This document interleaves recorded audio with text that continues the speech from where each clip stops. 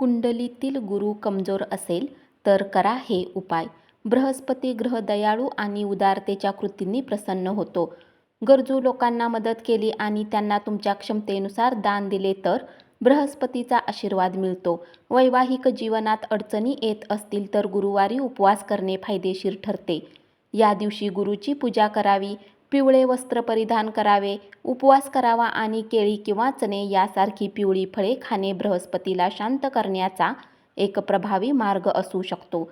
गुरुवारी गूळ, हळद, गहू, ज्वारी इत्यादी दान केल्याने गुरुचा प्रभाव शांत होतो. शिवाय गुरुवारी शैक्षणिक संस्था आणि धार्मिक संस्थांना देणगी द्यावी. गुरुग्रहाच्या शांतीसाठी गुरुवारी पिवळी डाळ आणि हरभरा यांचा प्रसाद अर्पण केल्यास लाभ मिळतो. व्यवसायात नफा मिळवण्यासाठी बृहस्पती यंत्र घरात किंवा ऑफिसमध्ये लावल्याने सकारात्मक ऊर्जा वाढण्यास मदत होते.